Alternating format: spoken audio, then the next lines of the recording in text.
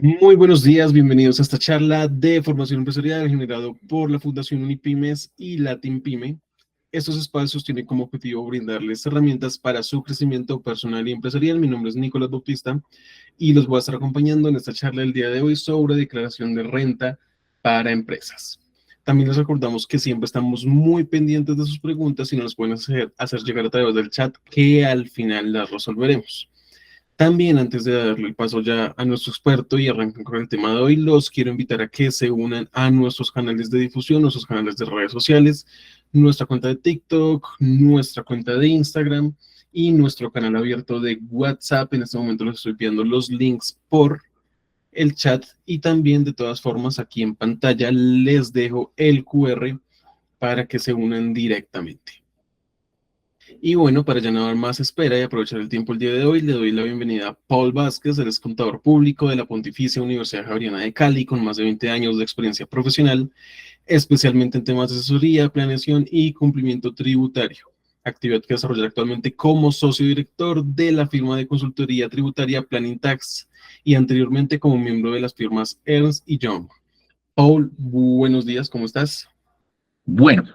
como mencionaba hace algunos instantes, pues hoy con todo el gusto y aceptando por supuesto la invitación que muy gentilmente nos extendió la Team Pyme, pues estaremos conversando acerca del impuesto sobre la renta para personas jurídicas de la vigencia de 2023. Este impuesto, por supuesto, en la medida en que no es un impuesto nuevo, pero sí ha tenido grandes modificaciones en los últimos años y la reforma tributaria anterior que comenzó a tener vigencia a partir del 1 de enero de 2023, que fue la ley 2277 de 2022, trajo cambios importantes en relación con la determinación del impuesto de renta a cargo de las entidades o las personas jurídicas. Y en estos minuticos, la idea es que podamos conversar de algunas de esas modificaciones relevantes que trajo el proyecto de la reforma tributaria del año inmediatamente anterior y además también algunas situaciones que año a año los contribuyentes deben verificar y deben analizar con un poco más de detenimiento, sobre todo por estas fechas en donde estamos haciendo los cierres financieros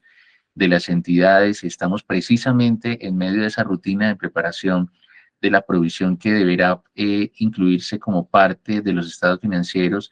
y es básicamente el estimado de lo que será el impuesto de renta que luego ya en los meses seguramente de marzo y abril estaremos formalizando ante la Administración de Impuestos en el formulario que contiene todos los datos de la declaración de renta. Entonces, por estos días justamente estamos en medio de esa rutina, estamos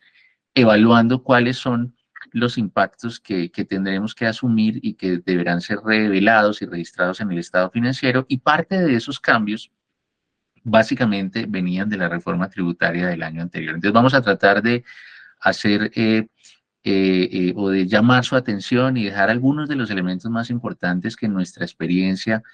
de varios años en esta actividad de consultoría, pues hemos podido identificar en las distintas entidades que son temas o situaciones relevantes que típicamente generan algún tipo de discusión o de riesgo o de posición incierta en materia de la declaración de renta para las entidades y las personas jurídicas. Entonces, si me ayudas, Nico, y pasamos a la siguiente lámina. Digamos que como aspectos generales, y si quieres pasa a la siguiente, es importante señalar que el impuesto de renta, que es, digamos, una de las, si no la más importante fuente de financiación de las actividades que hace el Estado, y no solamente en Colombia, sino a nivel global, el impuesto a las ganancias es básicamente el principal tributo con el que los estados y los gobiernos sacan, por supuesto, sus programas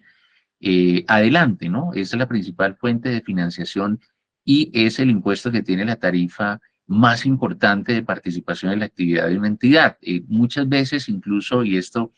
digamos como buena práctica financiera, recomendamos siempre a todas las entidades tomarse el tiempo de hacer también un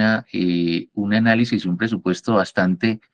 juicioso o detallado de lo que será el impuesto sobre la renta de las entidades, porque nos hemos encontrado que muchos de los presupuestos financieros el cálculo es bastante simple, como que únicamente se considera la tarifa nominal que está en operación o está en vigencia en el momento, pero se nos olvida que en realidad el proceso de determinación de la base gravable o esa base que va a ser sujeta a esa tarifa nominal, pues es una base distinta a la utilidad financiera. Y esa diferencia que existe entre esas dos bases, entre una base financiera y una base únicamente para efectos tributarios, genera que esa contribución que realizan las entidades al Estado vía impuesto de renta, pues sea una contribución que en la mayor parte de los casos es superior a la tarifa nominal que está operando o que está vigente en el momento. Eso, en resumen, ¿qué quiere decir? Que si hoy en día tenemos una tarifa equivalente al 35%, normalmente las entidades y sobre todo las pequeñas y medianas compañías suelen tener una contribución efectiva o una tasa efectiva superior al 35% en muchos de los casos. Ahora, por supuesto, esa desviación que existe entre esa tarifa nominal y la tarifa efectiva, que como la podemos mencionar, es la que básicamente nos ocupa en este espacio y es contarles cuáles son esas principales situaciones que pueden generar esa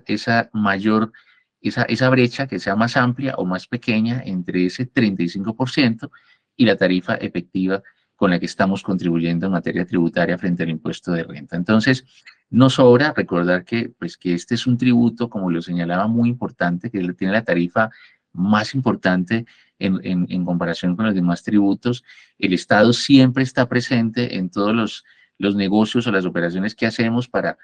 que al final del ejercicio, al final del resultado, pueda venir y tomar más de la tercera parte de las ganancias que estamos obteniendo en la medida que la tarifa es superior al 33%. Venimos ya hace 2 años con una tarifa nominal del 35% que nos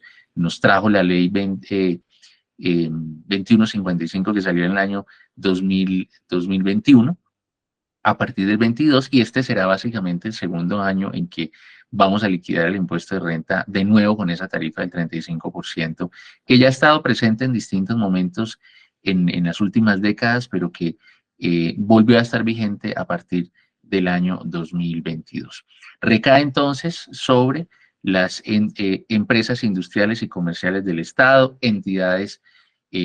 o sociedades de economía mixta. Ojo que las personas naturales también tienen impuesto de renta, por supuesto. No vamos a ocuparnos el día de hoy de las particularidades que tendría el impuesto para el 2023 de las personas naturales, pero nos sobra recordar que también estamos sujetos a ese mismo tributo y que si bien como resumen general del impuesto,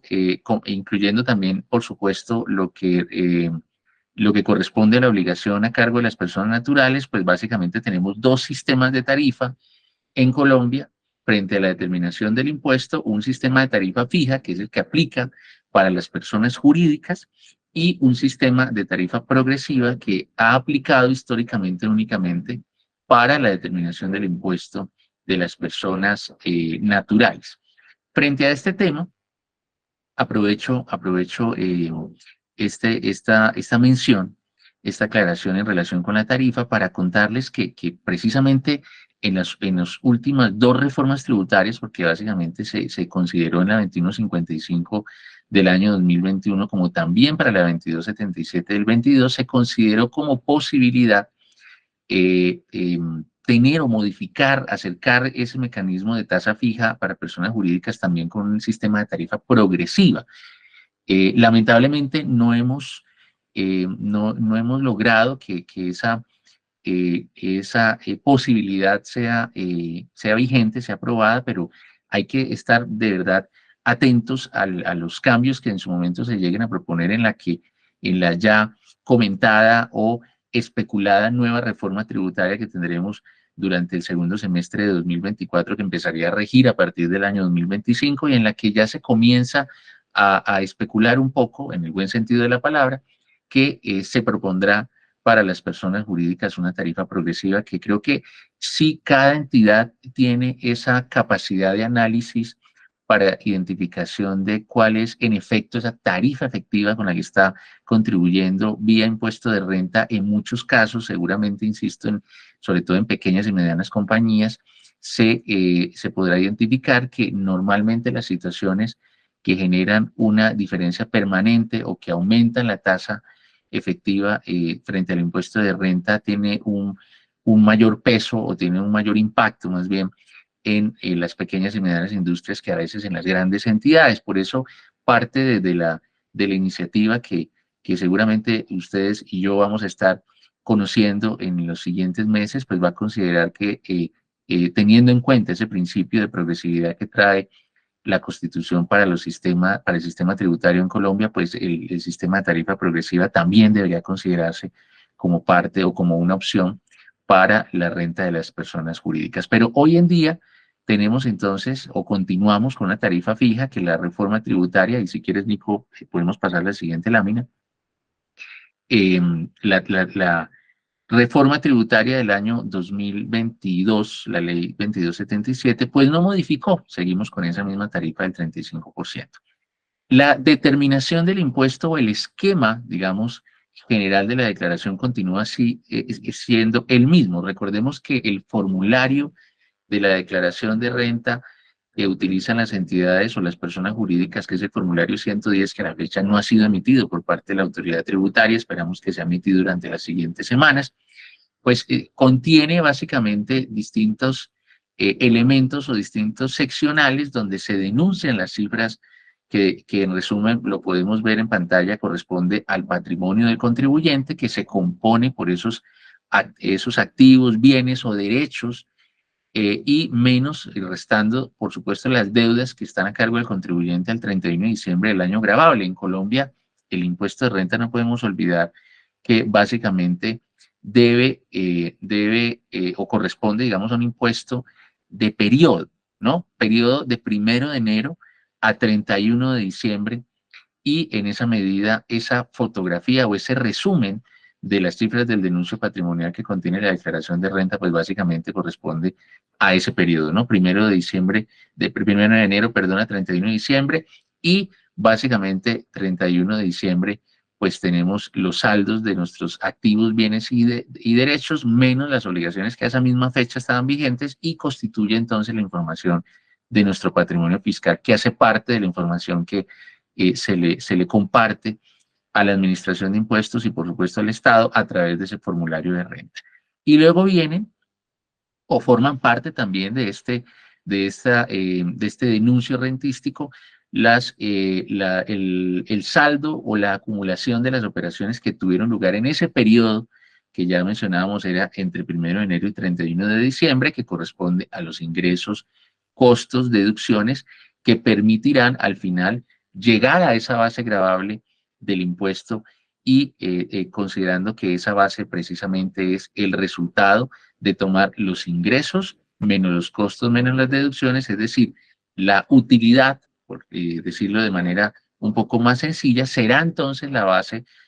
a la cual le aplicaremos la tarifa del 35% que tenemos vigente para estimar o identificar esa contribución precisa que vamos a hacer al Estado a través del impuesto de renta. ¿Me ayudas cambiando entonces, Nicolás, de slide?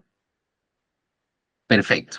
Bueno, es muy importante, si quieres pasemos al siguiente también, Nicolás, es muy importante señalar lo siguiente antes de avanzar en los siguientes temas, y es esas diferencias, y si quieres pasa a la siguiente lámina, esas diferencias que tenemos entre las bases contables versus las bases fiscales. Son muy importantes conocerlas y poderlas tener identificadas permanentemente durante ese periodo anual que ya hemos mencionado, va de 1 de enero a 31 de diciembre.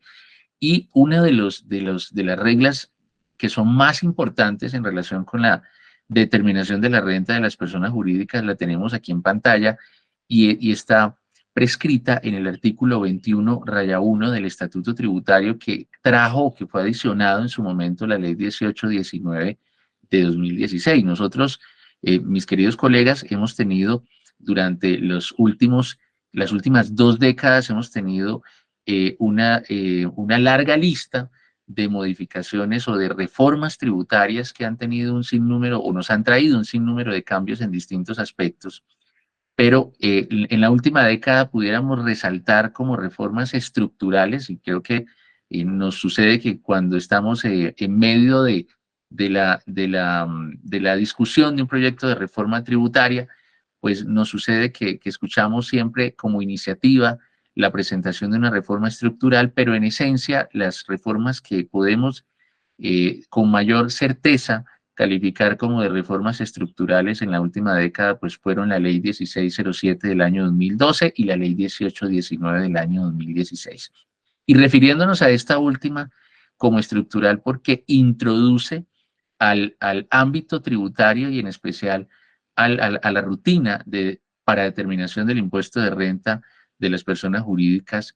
las normas internacionales de información financiera. Ya veníamos desde hace algunos años cuando entró en vigencia la ley 1314 de 2009 en Colombia, comenzó ese proceso de migración de sus normas antiguas de contabilidad. Recordemos que el marco técnico con el que veníamos hasta la entrada en vigencia de las MIF trabajando, pues era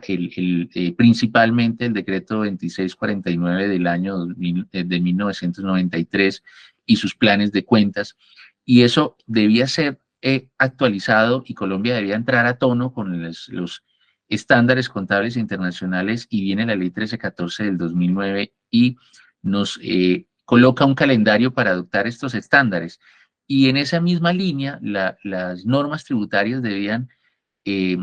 adaptarse a esos nuevos estándares a partir de los cuales se iba a comenzar a calcular los impuestos. Y por eso la ley 1819 hace esta introducción tan importante en el artículo 21.1 del estatuto al señalar que para efectos del impuesto de renta, el valor de los activos, pasivos, patrimonios, ingresos, costos y gastos de quienes serían considerados sujetos pasivos del impuesto de renta, y óigase bien, que estén obligados a llevar contabilidad, pues iban a ser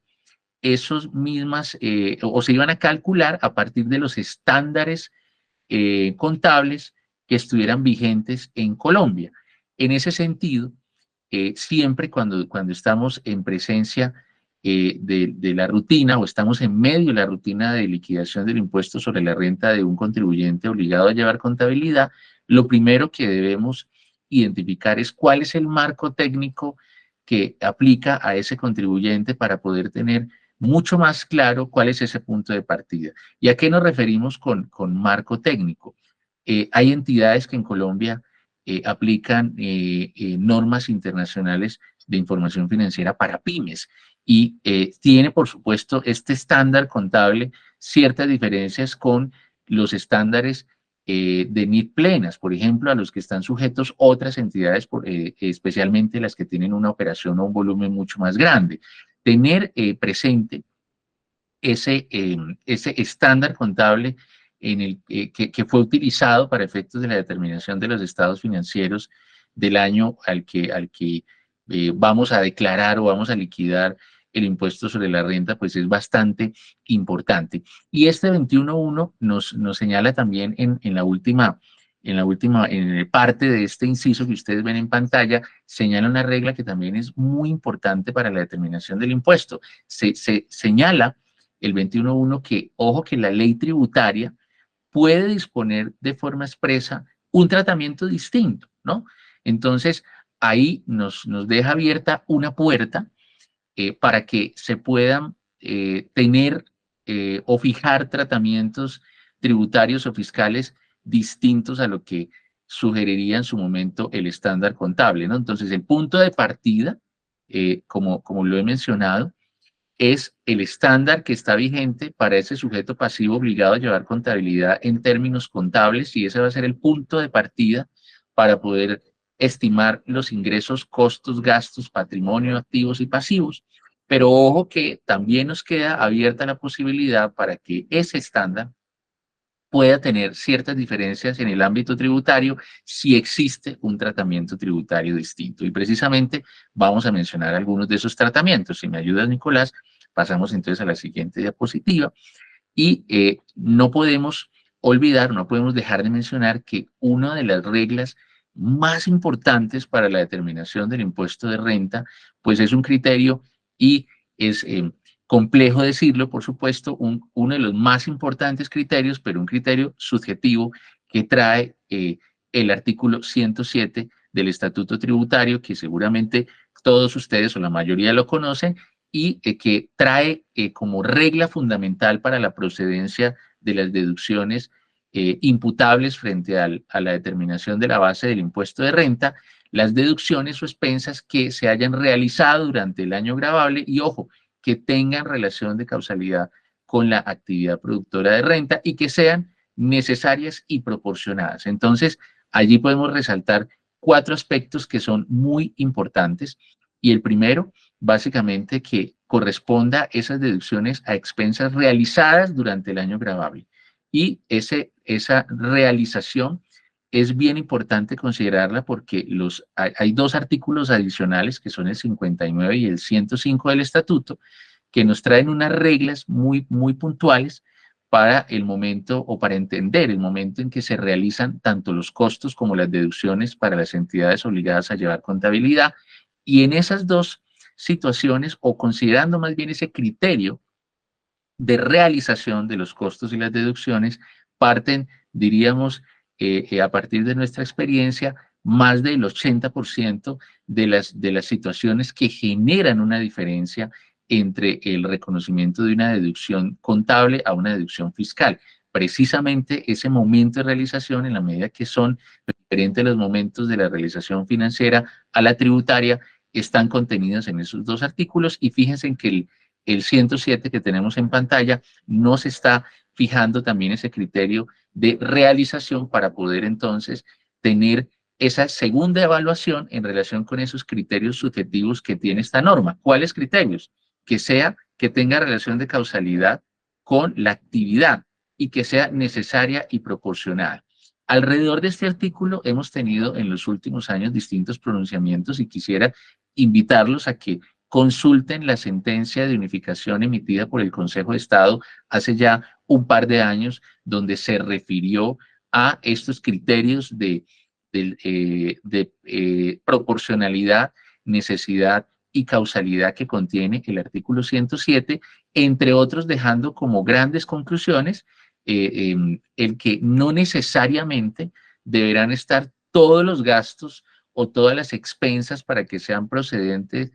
su deducibilidad sea procedente y no necesariamente tendrá que estar sí o sí asociado a un ingreso, que era una de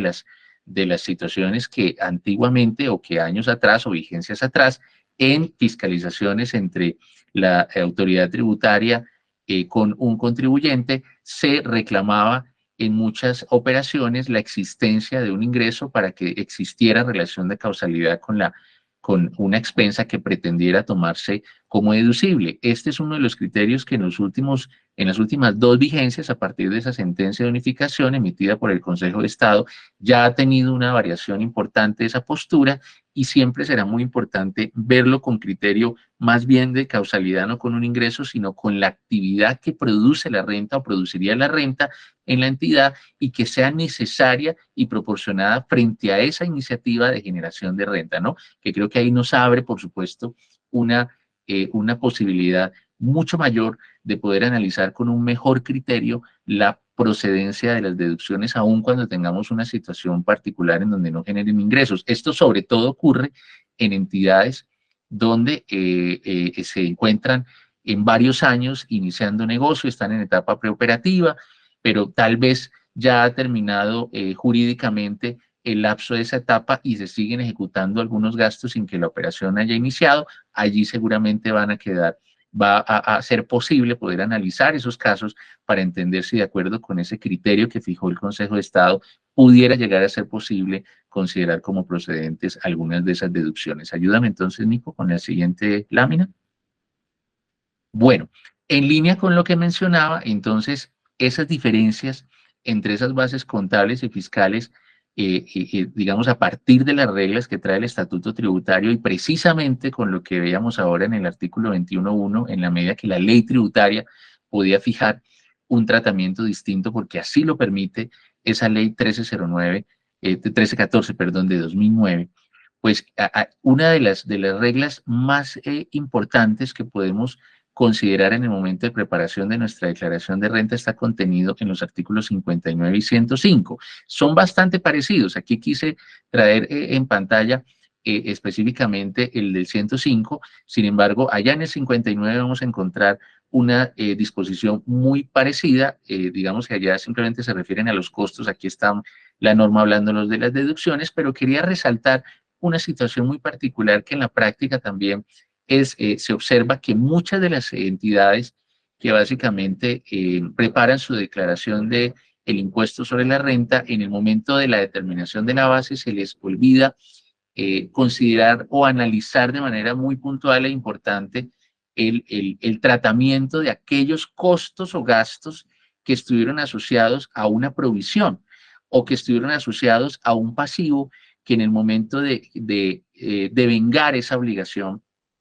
financieramente o contablemente, pues no se tenía un monto o una fecha cierta para el desembolso. En ese sentido, pues tenemos o estamos frente a una provisión. Ese análisis de las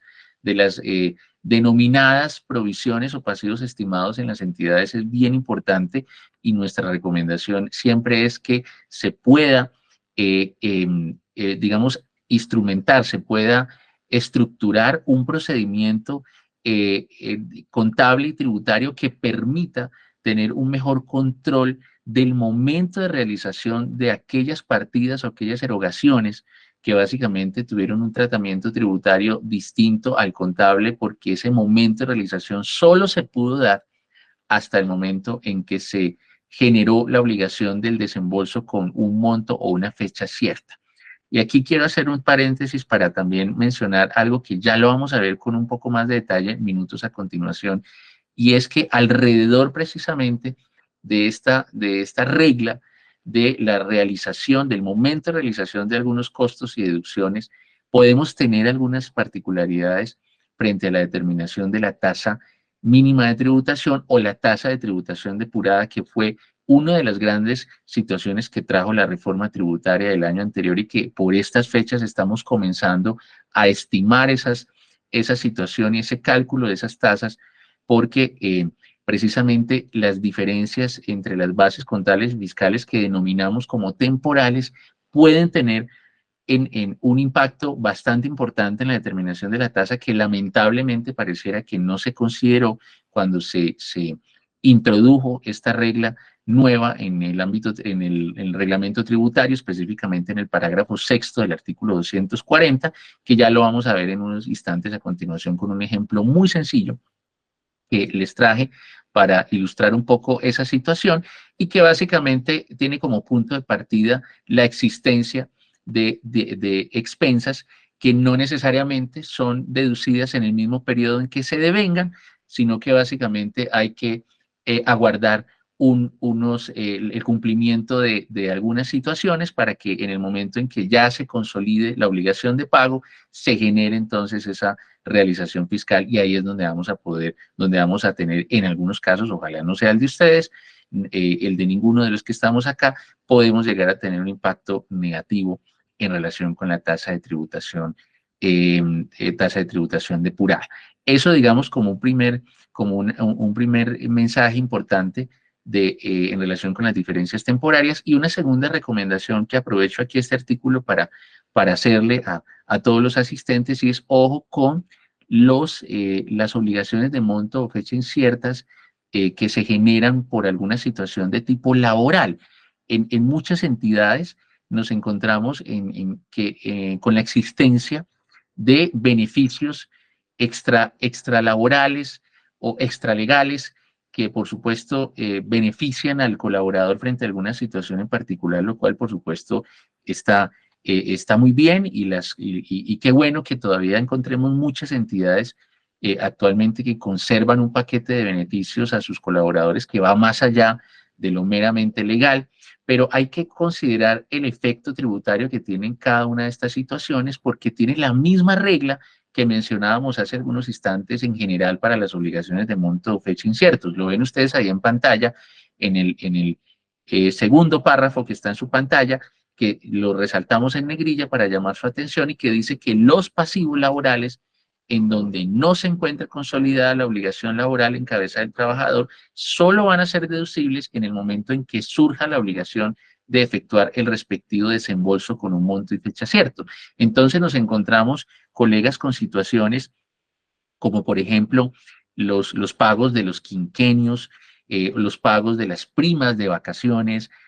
algunas bonificaciones por resultado, que básicamente son beneficios en algunas entidades que cubren a los colaboradores, pero que deben cumplirse algunas condiciones para que ese reconocimiento de ese beneficio sea exigible por parte del colaborador a la compañía y que al 31 de diciembre, en muchos de estos casos, y no en la mayoría, excepto en algunas entidades que tienen convenidos estos beneficios por pacto colectivo o convención colectiva de trabajo, pero en la mayoría de las entidades, estas obligaciones desde el punto de vista laboral no están consolidadas a 31 de diciembre, aun cuando yo tenga una provisión tercerizada,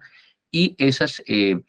el manejo de la realización tributaria de los pagos que están asociados a este tipo de situaciones, lo que nos hemos encontrado en muchos casos es que ocurre o se imputa en la vigencia fiscal que no corresponde. Y es allí donde precisamente la autoridad tributaria verifica en qué momento, en qué año se están tomando, se están imputando esas deducciones para poder establecer si cumple esta regla que vemos en pantalla y si en efecto la realización de la deducción y la imputación de esa deducción se dio en la vigencia donde en efecto se había consolidado la obligación laboral con un monto y fecha cierta de desembolso. Ojo con eso. Entonces, ese es un segundo tema que quisiéramos dejarles también en sus escritorios para que lo puedan analizar con un mejor detenimiento. Si me ayuda, Nicolás, y vamos al siguiente slide.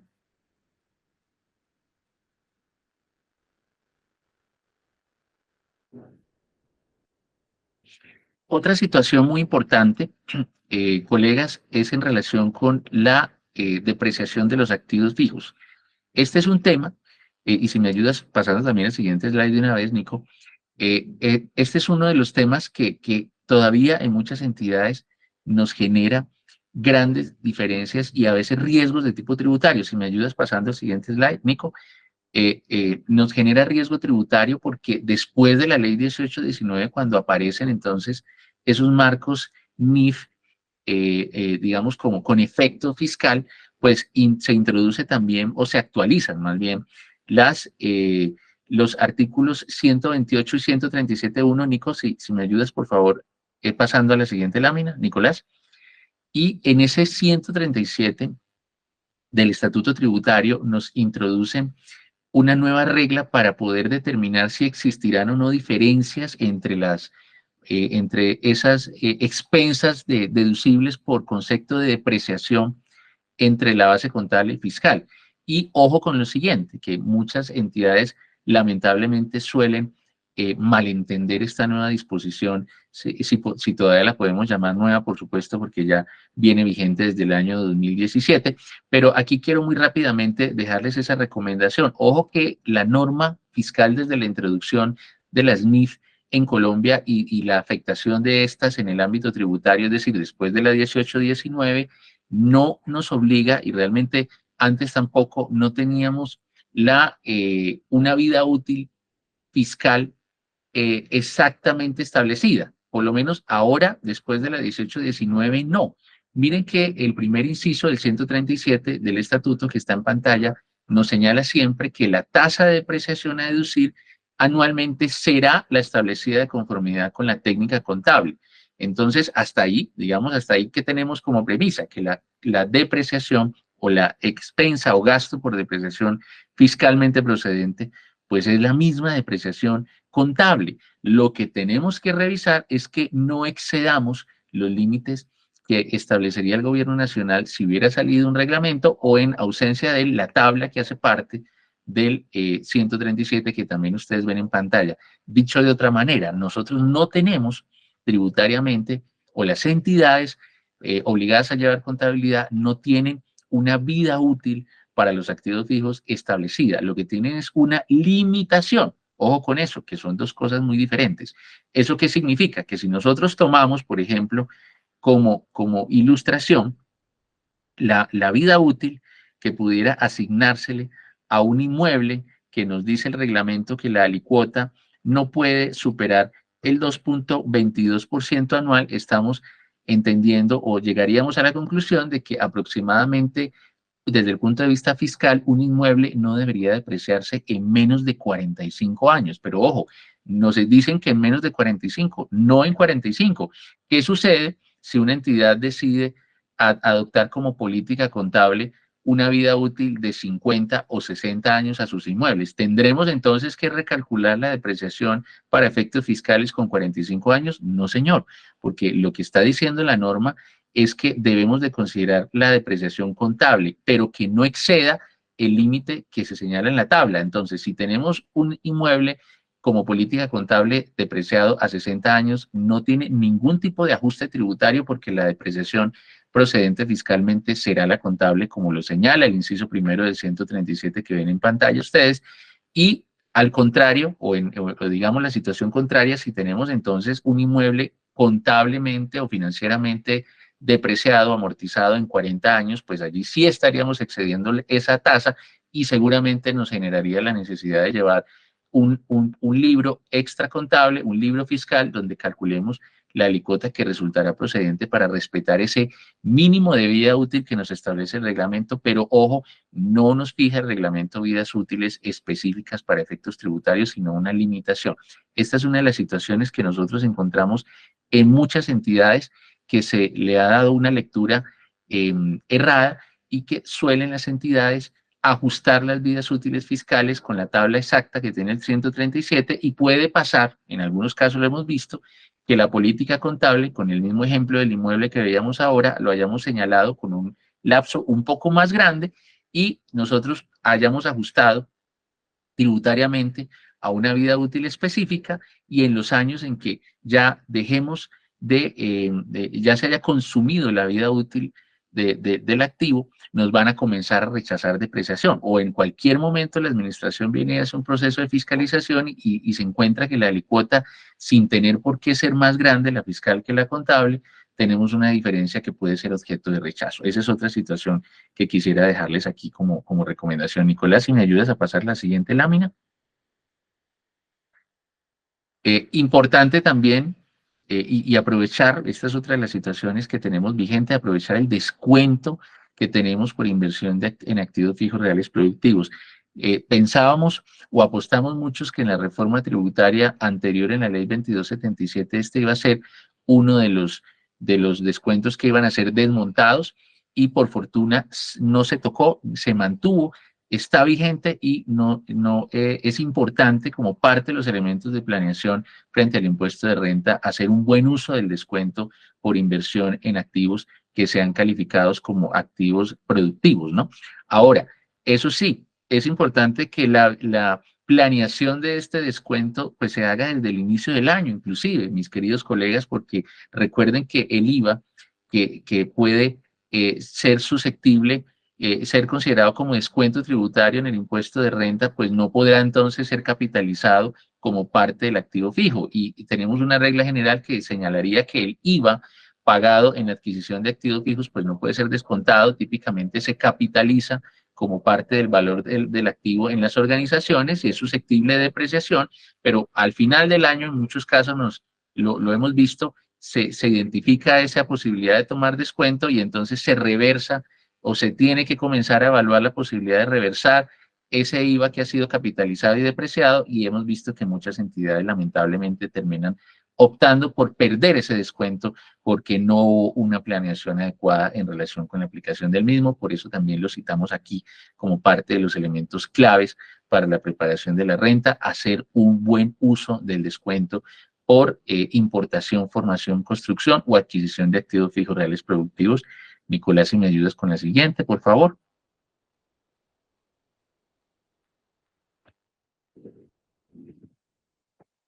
Bueno, y si quieres pasa a la siguiente también. Otro de los temas importantes para mencionar en el año 2023, distinto a lo que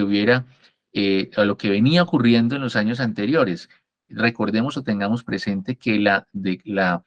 deducción por ICA o el pago más bien, el aprovechamiento tributario de los pagos por impuesto de industria y comercio volvió a tener una modificación. Veníamos en los años anteriores, con una regla que permitía optar para el contribuyente entre tomarlo como una deducción o tomar el 50%, es decir, incluir el 100% como deducción o tomar el 50% como descuento tributario frente al impuesto de renta. A partir del año 2023, es decir, la renta que ya estaremos presentando en las siguientes semanas, no podemos olvidar que es únicamente deducible, ya no existe, fue derogado por la ley 2277 del 2022, la posibilidad de que el ICA fuera considerado descuento tributario. Vuelve entonces a ser, si quieres pasemos a la siguiente lámina, Nicolás, vuelve entonces a ser deducible del impuesto sobre la renta. Pasa también a la siguiente, por favor.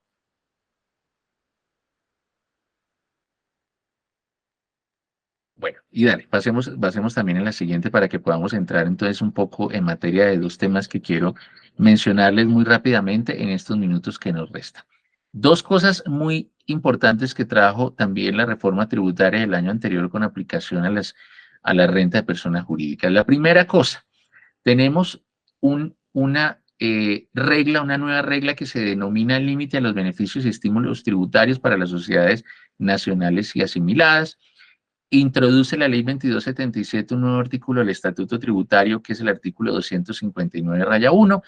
y señala este artículo que para las sociedades nacionales y sus asimiladas, los establecimientos permanentes de entidades del exterior y personas jurídicas extranjeras con o sin residencia fiscal, por supuesto, en Colombia, contribuyentes del impuesto de renta y complementarios, entonces, ojo, que el valor de los ingresos no constitutivos de renta ni ganancia ocasional, deducciones especiales, rentas exentas y descuentos tributarios previstos en ese artículo 259.1 no van a poder exceder del 3% anual de su renta líquida ordinaria antes de traer esas deducciones especiales que están señaladas en el 259.1. Si me ayudas cambiando la siguiente lámina. ¿Eso qué significa? Hay una fórmula que trajo precisamente la ley 2277. Si me ayudas, Nico, cambiando entonces a la siguiente diapositiva, por favor. Esa fórmula que trajo la ley 2277 básicamente nos propone llegar o identificar, Nico, si me ayudas cambiando por favor a la siguiente, nos invita a identificar cuál es ese valor que eventualmente tuviera que ser adicionado como un impuesto a pagar adicional porque tal vez la entidad tiene un exceso de deducciones especiales o de ingresos no constitutivos de renta o rentas exentas. Hay una fórmula como la que ustedes ven en pantalla que, digamos, no resultaría de difícil aplicación, sino que aquí lo importante, básicamente, mis queridos colegas, es que se pueda identificar adecuadamente, ahí sí está realmente el tema más importante para la aplicación de esta nueva regla, es la identificación de las situaciones que harían parte de cada una de estas variables, es decir, cuáles son esas deducciones especiales que están sujetas al límite. Y esas deducciones especiales básicamente las encontramos como parte del artículo 259-1 del Estatuto Tributario. Yo no las coloqué aquí en pantalla, pero se las voy aquí a leer muy rápidamente, y es las deducciones de que tratan los artículos 107-2, 255, 257-1, 124 de la ley 30 del 92, 56 de la ley 397 del 97 y 44 de la ley 789 del 2002. Es decir, si nos vamos a ese 259-1, allí encontramos cuáles son esas situaciones en particular que estarían sujetas a esta limitación del 3% de la renta antes de descontar estas deducciones. Este es uno de los cambios más importantes que encontramos que trajo la reforma tributaria del año anterior. Ese es uno. Y el siguiente, si me ayudas, Nico, cambiando a la siguiente diapositiva, es a la siguiente, por favor. Vamos a la de tasa mínima de tributación. Y el siguiente, que con toda seguridad ustedes habrán escuchado ya hablar un poco de esta nueva situación, que aquí sí quiero detenerme con un poquito más de detalle, y es el cálculo que tiene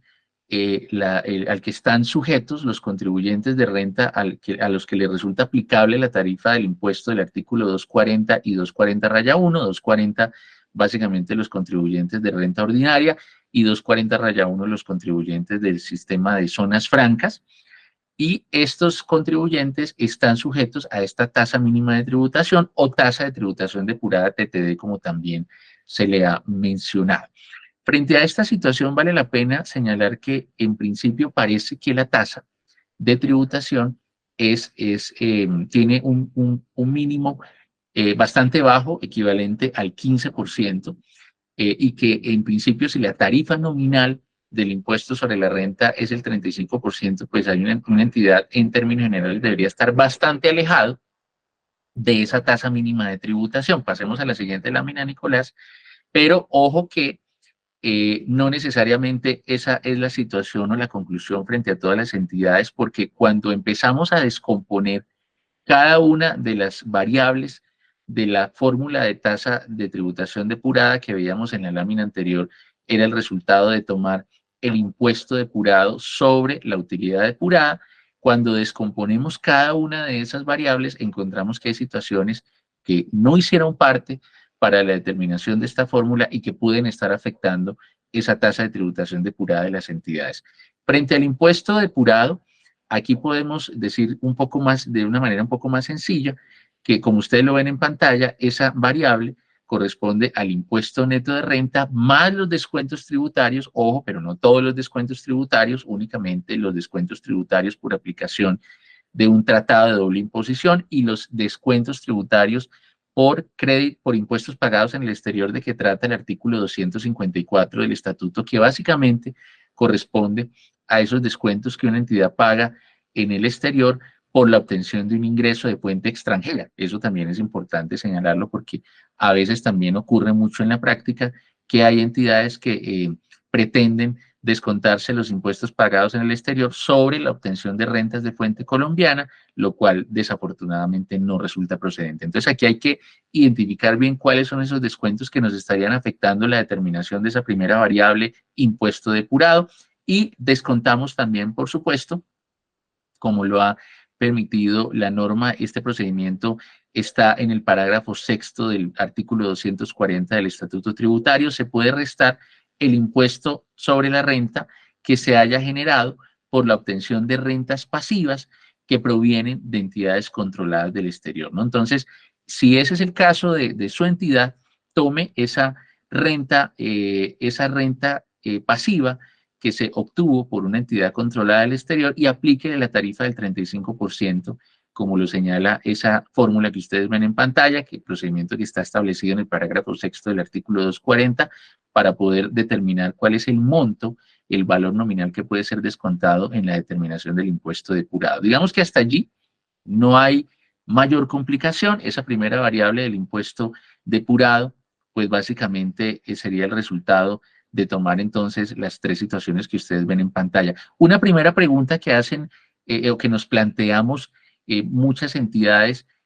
al inicio del año, cuando había salido la reforma tributaria, y por estas épocas, estas fechas en que estamos haciendo la provisión, es, bueno, ¿y qué sucede con las entidades que tienen pérdida fiscal? Porque las entidades que arrojan pérdida fiscal pues no tienen impuesto neto de renta, entonces el impuesto sería cero. Y si el impuesto es cero, pues el numerador de esa fórmula de tasa de tributación depurada dividido por cualquier valor, pues va a ser igual a cero. Tendría que salir a pagar entonces, ajustarse al 15% de esa entidad que arrojó pérdida fiscal. La respuesta es no, hace parte de las excepciones que considera esta nueva regla, y es que las entidades que obtuvieron una utilidad contable inferior a cero, en la medida que tenían pérdida fiscal, pues no van a tener necesidad de acogerse a este mínimo del 15% que estableció en su momento esta tasa mínima de tributación. Pasemos a la siguiente lámina. Nico. Listo, pues ya te hago el favor. Igual te recuerdo, pues vamos a dar 10 minutos de más por el atraso que tuvimos en el inicio, entonces para dejar un espacio también de preguntas al final.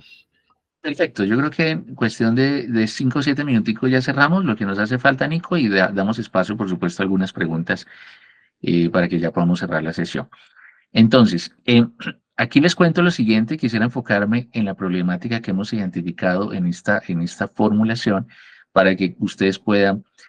hacer esa verificación en cada una de sus entidades. Y es la tasa, el cálculo de la segunda variable de la fórmula y es utilidad depurada. Ojo que ahí comenzamos, según la fórmula que trajo la reforma tributaria, partimos de una utilidad contable a la que le vamos a sumar las diferencias permanentes que aumentan la renta líquida, diferencias permanentes que aumentan la renta líquida. Y está perfecto, en la medida en que desde el punto de vista incluso del cálculo de la tasa efectiva de tributación financiera, las diferencias permanentes serían aquellas las que modificarían o tendrían un impacto en el cálculo de la tasa efectiva. Ahí, digamos, vamos de la mano incluso con el concepto financiero. Pero el problema está en que no se consideró como diferencias permanentes, no solo las que aumentan, sino también las que disminuyen. Y de pronto alguien diría, bueno, pero disminuyen algunas muy importantes, como por ejemplo el valor del ingreso por método de participación. Pero ¿qué sucede?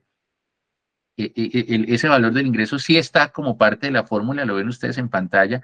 en esa variable que se llama BIMPP, valor del ingreso, método de participación patrimonial del respectivo año gravable, pero aquí básicamente nos estaría permitiendo la función de esta fórmula restar el valor del ingreso, pero ¿qué pasa entonces con las entidades que en lugar del ingreso tuvieron un gasto por método de participación patrimonial porque la subordinada arrojó pérdida? Y ojo que ese gasto no es procedente desde el punto de vista fiscal y está la excepción claramente limitada en el artículo 105 del Estatuto Tributario que hace algunos ratitos estábamos precisamente citando, y ahí está esa diferencia: gasto por método de participación o pérdida por método de participación no es procedente fiscalmente, es una diferencia permanente que disminuiría la renta y que aumenta, perdón, y que básicamente pareciera que quedó inmersa en esa primera variable únicamente, no se está señalando de manera expresa. Temas, por ejemplo, como ingresos por recuperación de provisiones que no han sido deducidas, que en el artículo 28 del estatuto también se señala que no serán ingresos gravables en la medida en que no hayan los gastos o costos a los que corresponden no hayan sido deducidos. Eso no pasó por esta fórmula. Y las diferencias temporales, muy importante este punto, porque les cuento, mis queridos colegas, que hemos identificado en algunas entidades que el momento de constitución de una diferencia temporaria pasiva o el momento de realización de una diferencia temporaria activa puede generar que la tasa efectiva se caiga por debajo del 15% en la medida en que esa diferencia temporaria sea muy importante frente al resultado contable de la entidad, generando la necesidad entonces de salir a pagar un impuesto adicional, ¿no? Entonces, queríamos o queremos resaltar esa necesidad de evaluación del efecto que diferencias temporarias relevantes, especialmente en el momento de constitución de una diferencia temporaria pasiva. Ejemplo muy sencillo: la implementación de una vida útil o de una, perdón, de una metodología de depreciación para efectos fiscales distinta que para efectos contables, como podría llegar a ser el método de saldos decrecientes o reducción de saldos. Para efectos fiscales, en el año 1 o 2 de constitución o de inicio de esa metodología pueden generarse diferencias pasivas muy importantes que pueden estar generando la necesidad de pagar impuesto adicional porque la tasa mínima de tributación dio por debajo del 15%. Y ojo que una diferencia temporal, pues es una diferencia temporaria que el efecto en el impuesto se revertiría en los años inmediatamente siguientes. Y esa situación de pagar en el momento de constitución tal vez un impuesto adicional porque quedamos con una tasa por debajo del 15, no se revierte en el futuro. Eso significa que la tasa de tributación depurada nos estaría generando un reto adicional frente a la identificación y control y planeación de los efectos que pudiera tener esa diferencia temporaria frente a la determinación de la tasa de tributación depurada. La misma situación se podría presentar con la realización de una diferencia temporaria activa. Un ejemplo sencillo, una provisión. Las entidades que constituyen provisiones, y ya habíamos señalado que según el 59 y 105 del estatuto no son procedentes fiscalmente. Se rechazan, pero en el año siguiente tal vez tengo la realización y me puedo tomar ese gasto fiscal, puedo aprovecharlo. Eso es lo que dice la norma. Entonces, ¿qué sucede? Tengo una diferencia temporaria que se realizó en el año 2 o en el año 3 y tuve una menor renta, tuve un menor impuesto neto de renta, pero producto de la realización de una diferencia temporaria que en el pasado, al contrario, no la aproveché y me hizo pagar un mayor impuesto. Tuve una tasa efectiva mayor en el año de su constitución. En el año de la realización tengo una menor tasa efectiva, puede incluso en algunos casos que hemos visto bajar esa tasa por debajo del 15 y generar la necesidad de pagar un impuesto adicional producto de la aplicación de una diferencia temporaria. Y básicamente no debería generarnos esta situación, la tasa mínima de tributación, por lo que desde ya es importante volver a considerar el efecto que estas diferencias temporarias generan y hay que entonces enfocar nuestra actividad de planeación también en el efecto que la realización de una diferencia temporaria activa o la constitución de una pasiva podría generar entonces en el cálculo de en el cálculo de la tasa mínima de tributación de una entidad. Si me ayudas, Nicolás, y vamos a la penúltima lámina, donde están las conclusiones de la tasa de tributación depurada. La siguiente, pasa a la siguiente. Vamos más adelante. Está perfecto.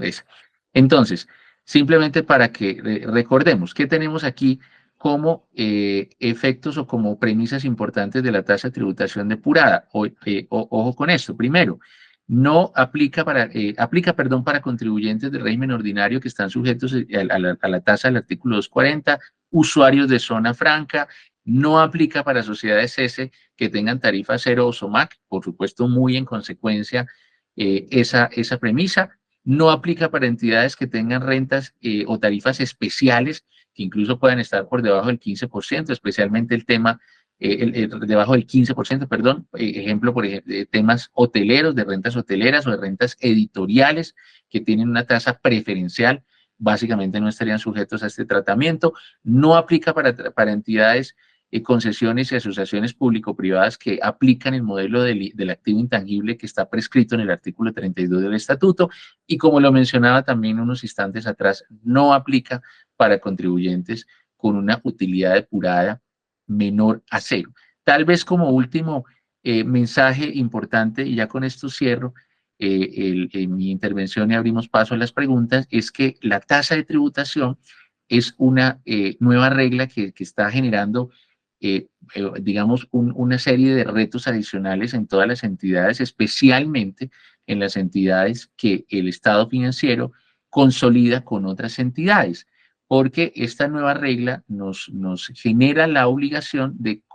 identificar esa tasa mínima de tributación consolidada para el caso de los contribuyentes cuyo Estado financiero hace parte de un grupo de entidades, hace parte de un grupo consolidado. Es primera vez en Colombia que tendríamos entonces o estaríamos enfrentados a la situación de que el impuesto de renta de un contribuyente pudiera llegar a estar afectado no solamente por sus operaciones personales o propias de la entidad,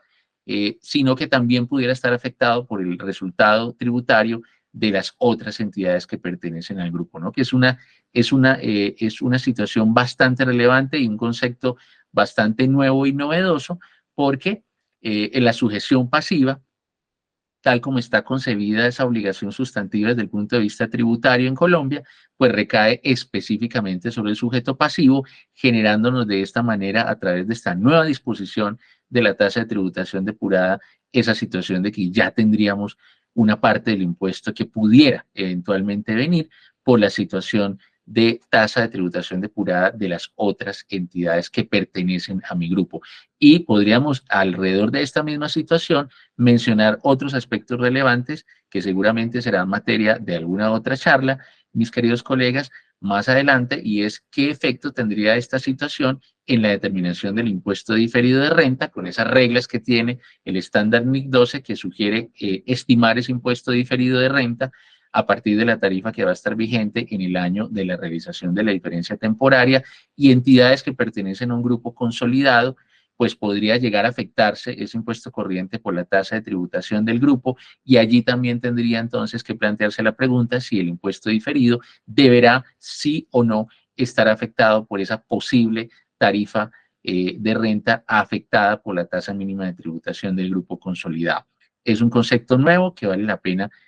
monitorear y también ver cuál es el pronunciamiento de algunas entidades desde el punto de vista contable, como puede ser el Consejo Técnico de la Contaduría, que pudiera estar en los siguientes meses o semanas haciendo un análisis de la situación para darnos su postura frente a esa incidencia que podría tener este particular sobre el cálculo del impuesto diferido. Bueno, yo creo que es básicamente los temas más relevantes que queríamos tratar con ustedes alrededor del impuesto, del impuesto de renta de personas jurídicas.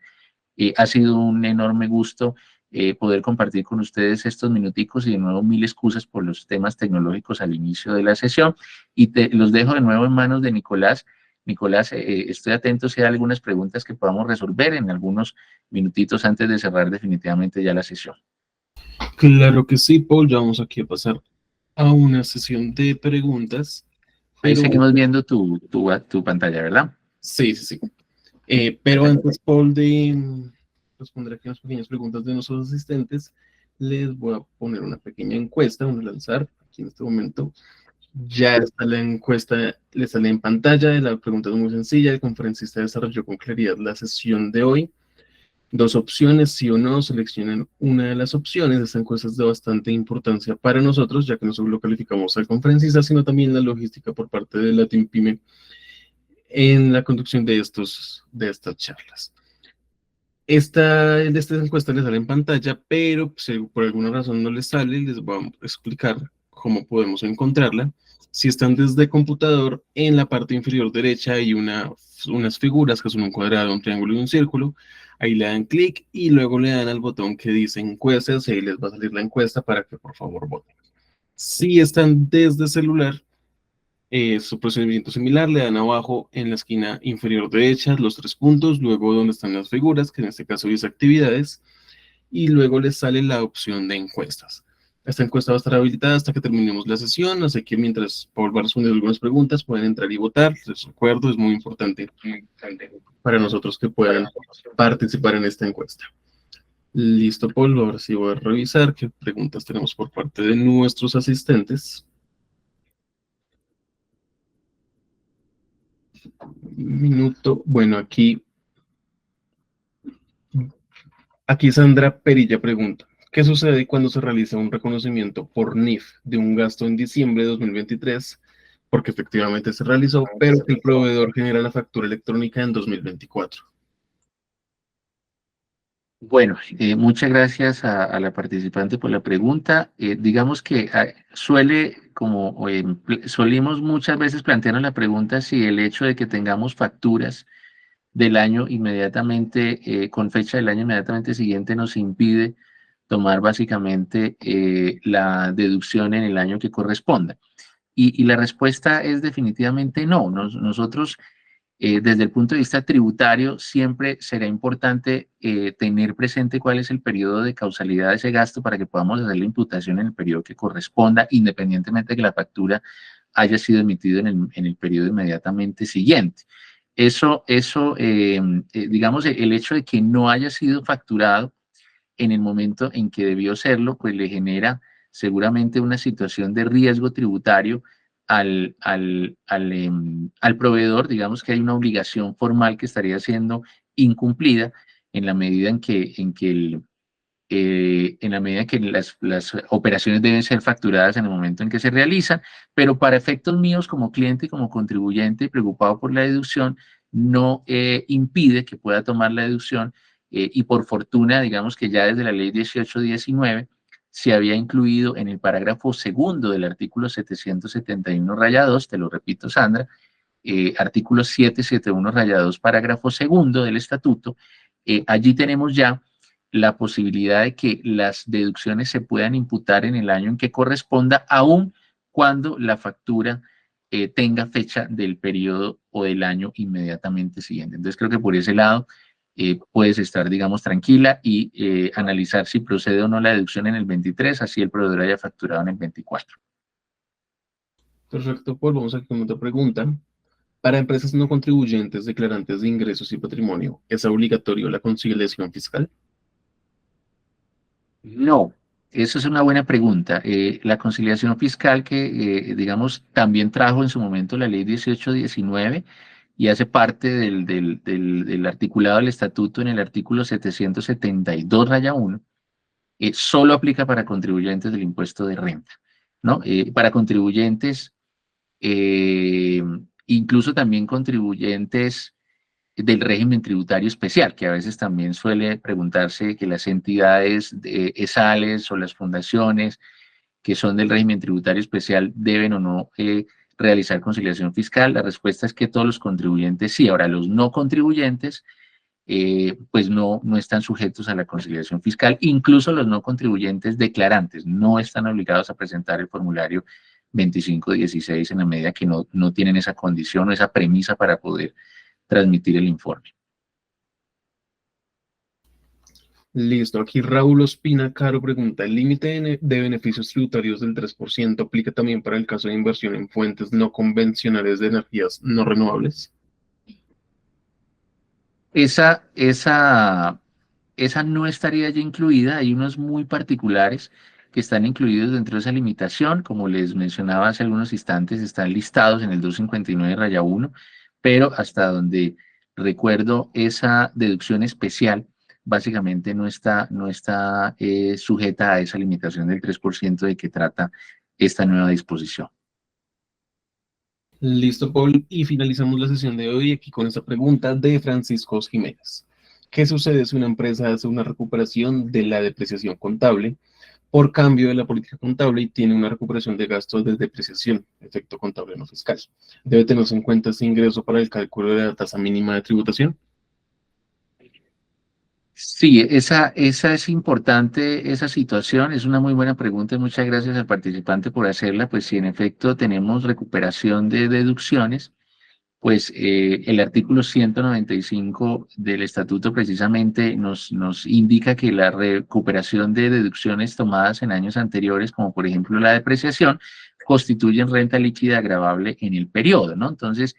esa sería una situación que estaría sujeta al impuesto en el periodo y en la medida que está sujeta al impuesto va a estar inmerso ese efecto en la tasa de tributación depurada porque va a generar impuesto, está ahí como parte del impuesto neto de renta que fue liquidado en el periodo y lo que habría que evaluar también es si ese registro, ese ciento contable que describe el participante, pues también se registró con cargo al resultado y no tal vez pasó por patrimonio únicamente de la entidad en la medida que se puede estar recuperando depreciación de vigencias pasadas que ya estaban acumuladas en el patrimonio vía utilidades, beneficio o pérdidas acumuladas, cualquiera que sea la situación, y tal vez no haga parte de la variable de utilidad depurada, pero si el asiento sí pasó por resultado, sí lo va a afectar seguramente y en un caso o en otro, ya bien sea porque solo se afectó el impuesto neto de renta o se afectó el impuesto neto de renta y además también la utilidad contable, que es el punto de partida para calcular la utilidad depurada, en cualquiera de los dos casos, con toda seguridad tendrá una incidencia frente al cálculo de la tasa de tributación depurada. Perfecto, Paul. Muchas gracias por estar aquí en este espacio de formación empresarial. Muchas gracias por compartir todos tus conocimientos. Esperamos haya sido del agrado y de gran valor empresarial para todos nuestros asistentes. Antes de despedirnos, les quiero hacer también dos invitaciones. La primera es que el próximo miércoles tenemos una charla sobre, un minuto, ya, sobre cómo evitar el síndrome de burnout en las empresas. Es la próxima charla. Recuerden, nuestras charlas son gratuitas, son todos los miércoles de 11 a 12. Y por último, también los quiero invitar a las personas que no han respondido a la encuesta, sigue activa, ya saben cómo acceder. Caso de que no lo estén viendo en este momento, en la esquina inferior derecha, las figuras que son un cuadrado, un triángulo y un círculo, le dan clic y luego le dan clic al botón de encuestas. Ahí pueden votar. La pregunta es muy sencilla y con quién se está desarrollando con claridad la sesión de hoy. Hay dos opciones, sí o no. Y si están desde celular, también es muy sencillo. En la esquina inferior derecha, los tres puntos, luego la opción de actividades y después la opción de encuestas. Ahí la van a encontrar, es muy sencillo. Y por último, ahora sí, antes de despedirme, los quiero invitar a que se unan a nuestro canal de YouTube, a que se suscriban. Por el chat les estoy enviando el link. En el canal de YouTube es donde subimos las memorias de esta charla. Van a poder repetir las veces que quieran esta charla el día de hoy, por si les quedó alguna duda. Y no siendo más, ya en nombre de la Fundación Unipymes y Latin Pymes, Centro de Desarrollo Empresarial, les deseamos a todos que pasen un muy buen día, una muy buena tarde de miércoles. Nuevamente, muchas gracias. Muchas gracias, Nicolás, y a todo el equipo de la Team Pyme por la invitación y mis agradecimientos, por supuesto, también a cada uno de los asistentes que nos acompañaron en este espacio. Un muy buen día para todos y espero poderlos saludar en una futura charla.